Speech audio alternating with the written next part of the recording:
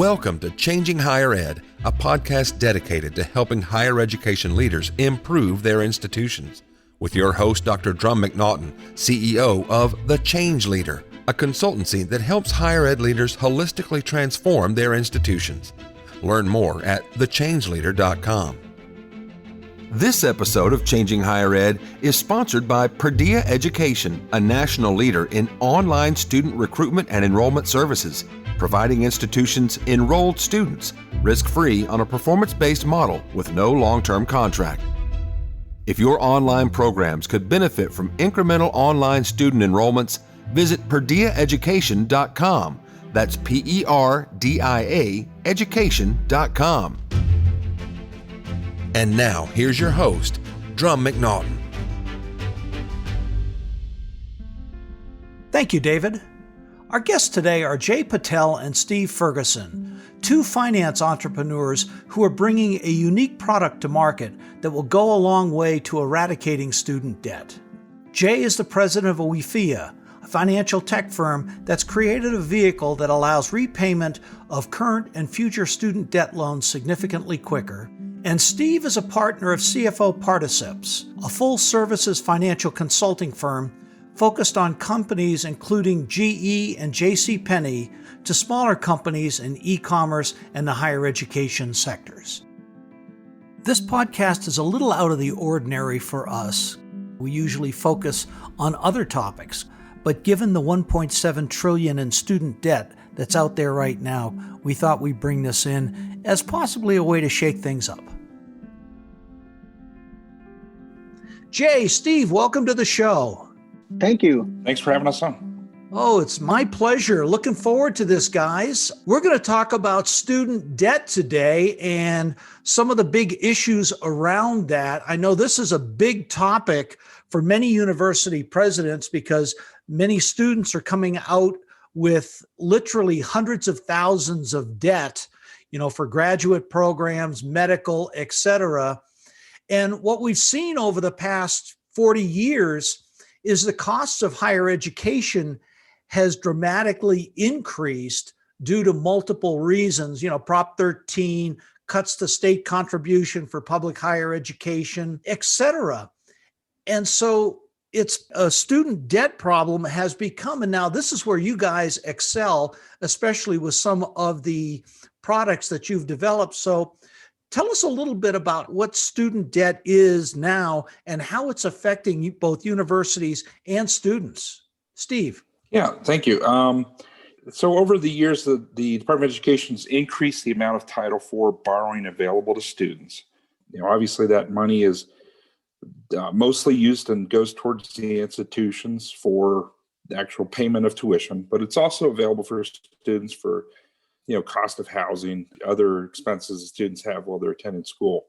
And those, since probably, 2008, 2009, when many private lenders like Wells Fargo and Bank of America, Citibank, kind of got out of the student loan business, federal government increased the amount of funds available for students to kind of fill that gap. And, since then, the tuition issue has skyrocketed, close to $1.7 trillion in outstanding debt. 46 million borrowers in the U.S. have some Title IV debt. It's crippling to young people coming out of college to graduate with these kind of debt loads. And, even our senior population, it's a significant issue. We have, according to the September 30th Department of Education numbers, there are 60,000 borrowers over 62 years old that have a combined total debt owed to the federal government of $18.5 billion. That's a little bit over $300,000 per borrower. Kind of mind-boggling to think about, to be close to the age to qualify for Social Security and have a $300,000 loan still outstanding for education. Equally and probably even a greater impact on the economy is young families starting up. The total debt load for the 25 to 34-year-old age group is about $90 billion. 310,000 borrowers, again, roughly about $300,000 per borrower. These are just over 200,000 people that owe over $200,000. So there's significant debt loads out there potentially impacting, the ability for families to start and people to buy houses and cars. So, when we started looking at this, we thought it was a big issue as far as being able to help not only younger families get a start, but also senior population figure out how to pay these debts back. It is a huge problem. And the folks that you're talking about that are carrying this large debt is primarily, doctors, attorneys, graduate students, PhDs. But even so, the average students coming out of university, undergraduate, with $30,000-$40,000 of debt. And that impacts their ability to buy a house, start a family, just like you're saying. That's a huge issue right there. The cost of education has gone up in real dollars as per inflation, but the amount that students and families have to pay has gone up significantly more because there's less government contribution. So in the past, how have students paid for their education? Well, traditionally, it's going way back, people paid for it out of pocket. The Title IV loans didn't come into play until the 70s. So, prior to that, people paid out of pocket, out of savings. Title IV started up. You saw a significant increase in the cost of tuition as these funds became available from the federal government. Traditionally, that's how they did it. Title IV has stepped in to fill a gap. It's opened up, obviously, avenues for more people to go to school, but it's also, been the advent of this debt load issue that we've got, where Title IV debt's $1.7 trillion. It's the largest debt owed by, society collectively behind mortgages. Yeah, it's huge. And, there's not been a lot of innovation in student loan repayment. You've got the 529, which is tax deductible, but that's really about it. And it requires a family to think about that ahead of time before they have kids, or shortly after they have kids, to start putting money away for schools and for their kids' education. Yep. Yeah, no doubt. And Jay, you came up with this, what I think is a really neat idea, this SLR 67, which is a new type of investment that will help pay for student education. Tell us, shortly, how you came up with the idea of this program, and then we're going to go into it more details. Sure. Interesting. This is started with the casual conversation back in sometime 2013, 14. During those days, I used to travel in New York to acquire some companies and raising capital.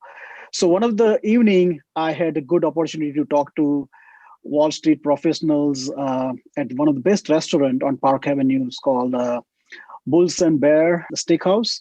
So we were talking about general economy and in the nation's issue. So one of the topic was debt issue. Entire conversation was, people say, this, that, number of debts that we are having, and we have nowhere to go from here. And, I was listening quietly, and someone say, Jay, you are a businessman. What do you think about resolving this debt issue? Honestly, I had no idea about how big is the debt for credit card or home loan or student loan. But I really picked up the student loan by saying, students is a potential youth of this country, and they are the one who's driving this entire economy and businesses. So why don't we help students to repay this loan faster? And someone say, hey, how can you do that? Well, said, let's introduce some savings and investment program where we can have different strategy to understand how big is their debt, what kind of income ratio they have, and we can help them to repay faster. And technically, if you go and do some calculation after your graduation, there are a lot of lenders will tell you can repay this loan in 10 years. But in reality, now it takes 20 or 30 years. So we don't want to see youth sitting in the debt for next 30 years to repay their student loan. So there is a huge opportunity. I saw that. And then very next day, this conversation became very viral in New York Stock Exchange. And somebody said, Jay, are you serious? I said, no, I'm serious to solve this problem. And, coming back from New York to California, and entire flight time, I was just thinking about, this is a big problem, a small problem. I said, a small problem for individuals, big problem for the nation. No matter what, this big or small, I'm here to solve the problem. And then after coming back to California, I talked to some of my best friends who are ex-high school principals from Livermore. And they told me that, Jay, if you really want to go after this, we can help you out to think big, basically. That's how it started, and say, okay, now how do I do this? Because there are a number of entity or categories are involved. So we put down, say, now let's go one step at a time, talking to universities and then individuals, and then how to build this investment products, talking with the broker dealers. So we spoke to about 800 plus individuals, corporation, the broker dealers, number of institutes. And nobody says that's not a problem. This is a big problem. But putting blocks together, it was really challenging. So we started working on that in 2015 timeframe. So tell us about SLR 67 and how does it work? So SLR 67 is an investment vehicle for students and their family to repay their current or future loan faster. Okay. And so it's an investment vehicle. So how does someone get involved with this? I mean, this is an after the fact, after someone's already incurred the debt and they already have, the student loans outstanding. So how does it work? So, what we offer, we have custodian broker dealer, interactive broker, so they can open account with us and their money will be parked at the interactive broker. And our automated investment strategy will take care of their investment plan for whether it's a 3-year, 5 years, 7-year, or 10-year. And they can select of investment recurring or one time. Recurring, they can start with the smallest $50 and above. And one time, they can start $5,000 and above. So we are having a lot of flexibility for meet every individual's requirement, whether you make 6-digit income or 5-digit income, per year. So it's a contribution program, and then the brokers take the money they invest that, and what they're doing is building the principal to help pay off the student loan. Do I have that right? Yeah. So what we have, complete automated strategies designed by our team. We have professionals, RIAs sitting in our team. They are managing the investment for a fixed period of time. And upon maturity, that money goes back to the lender, basically. Okay. Steve, you wanted to jump in, I think. Yeah, it's just using two, basic financial principles: time value of money, compounding of interest. It's no different than if you have the opportunity and you're trying to pay down your mortgage and you're looking at this, sizable debt that you have. Is it better to make just principal reduction payments on it? Or is it better to take, if you have excess income, is it better to take that excess income and put it into an investment vehicle that could potentially beat, the rate of return on the investment can beat the cost of your borrowing, right? So it's that basic principle, using, time value of money and compounding to be able to accelerate the amount that you can put towards a principal. And then one other thing that we're really going to focus on as we expand this, the product is being able to market it to employers, and employers potentially doing some kind of match for their employees, as far as if they put in, $2,000, the employer will put in another $2,000, and then they'll actually significantly magnify the amount of money that can go into this product. That makes it very interesting, especially for employers, because it can be used as an employee retention tool. And in fact, employers could use this as a way to recruit potential students, graduates from schools. So if it's tax deductible for the employers, are you working on trying to make this tax deductible other than just the interest, which we know the student loan interest is already tax deductible? Is there a way of making it fully tax deductible for both the student and the employer?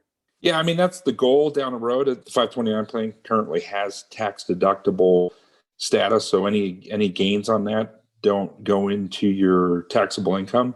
Once we get some sizable base as far as our clients, obviously we're going to be working political avenues to see if we can get this rolled into a tax deductible, if it's used towards education repayment, tax deductible status for the former students. That's great idea. I certainly hope that does. Now, where does it stand with the rollout of this? So right now, the product is launched. Anyone can create account on the slr67.net. It's a very simple process to open the account, and they can fund the account within a day or two. Our automated strategy can really do wise investment for them. And we like to see that go-to-market strategy we are implementing that is targeting the high earner and high debt, because those are the guys who has about $185,000 loan, and also their income is more than $250,000. Those are like doctors and attorneys and high earner, basically. So we're targeting that group of people initially, but our goal is to reach out large scale. So we are working with a lot of social media and number of leader in the industry. How can we reach out to Americans in all 50 states? Well, that would be really great, especially, I've done some work with the American Board of Orthodontics. And one of the big challenges they talk about is the high level of student debt someone going back to orthodontic school has. And so if you can help deal with that type of thing and the debt that doctors come out of school with, if you can help deal with that, it certainly will be very helpful. Absolutely. Yeah, we are here to serve, and our goal is to see the citizens come out from the debt faster than they think, So they are not alone. We are here to help them out together. Wow, that would be great. Well, we're coming up to the end of our time. Josh, has just flown by. What are 3 takeaways that you would say for university presidents that they could talk about to their student population to help explain different ways that they can pay down their student debt? From a university standpoint, when you look at it, the institutions are measured on their repayment rates. They have a obligation to monitor and maintain sufficient repayment rates so they don't end up in above 25-30% cohort default rates. This is a real issue for smaller institutions because of the number of borrowers that they have in a given cohort. If it's a small cohort, just a few borrowers can really up their default rates. So it's a significant concern. And just from a standpoint of who benefited more from the student's ability to borrow funds under FEL and Title IV than the institution. So there's a social, moral obligation to help these students figure out ways to repay their debts, right? That's one thing to consider. So employers, when you look at the employers, who's benefiting from the student's education more, the employer. So that's why we're really going to start on social media and then also talking to numerous employers, start really marketing this tool towards employers to step up and help their employees figure out creative ways to repay this. And this is where SLR 67 comes in. And if the employers can do a match, it's a win-win for both parties. And then just in general, for society, as far as the economic benefit to society, this tool, we believe that it brings some innovation to a space that hasn't had any innovation. 529's out there. It hasn't had a significant impact on, this debt issue. And we're kind of looking at it and saying somebody needs to step up and figure something out. So this is our contribution to try to figure out how to help students. And like Jay said, we're kind of focused on sophisticated borrowers to begin, but the tool is really there for all parties. And if they're carrying, even a $10,000 or $15,000 debt load, this tool can be, helpful, especially if you're getting an employer match. Oh, that's great. Well, those are great takeaways. And so what's next for you two gents, for the business, for your consulting? What's next, Jay? So, we like to ask all the interested individuals and the student and families to visit our website. It's SLR 67. It's a very simple student loan repayment, and 67 is just number. just like 529, 401k. Nobody knows what, many people don't know what his number is. So our team member said, we need to have some kind of number between that. So, this 67, just, I born in that year, Steve born in that year. So team said, why don't we stick with the 67? So now you know how old we are, 67 is just there as a placeholder, but slr67.net is the website to go and sign up for whatever that you are interested to contribute towards your savings. And that savings our team will take as a right investment for you, whether you are investment in, you have to define your risk profile, whether you are risk is aggressive, moderate, or conservative, and the period of time, like how long you want to keep the money with us for 3 year, 5 year, 7 year, 10 year, or 10 year or more. So, and you can start contribution minimum from $50 and go above, basically, So we have make it very flexible for anyone to join, and we are here to help them to repay their loan faster, whether they have current loan or they are planning to go to school. So it works both ways. The main target is like, go after it, let's kill this debt, and you become debt free. So your value for your money, basically, and we want to see you. The main tagline that we have, like, picture yourself debt free. So you have to see yourself out of debt. Then it will happen. And we are here to help you. So let's join hands together. We'll make it happen. Very good. Thank you. Steve? Along the same lines, just figuring out how to get this tool out in the marketplace and getting some awareness. That's where the institutions can help us. We are going to do a road show at some point, visiting various institutions and educating them on the product. It's really not a whole lot different than a 529, kind of more just focused on after the fact. And collectively as a society, we've got this $1.7 trillion debt issue to figure out how to solve. And we think SLR 67 can be a player in tackling that problem. Oh, that's great. Well, I want to thank both of you gents for being on the show today. This is very informative for me and I hope for the audience as well. And I wish you guys the best for a happy holiday season.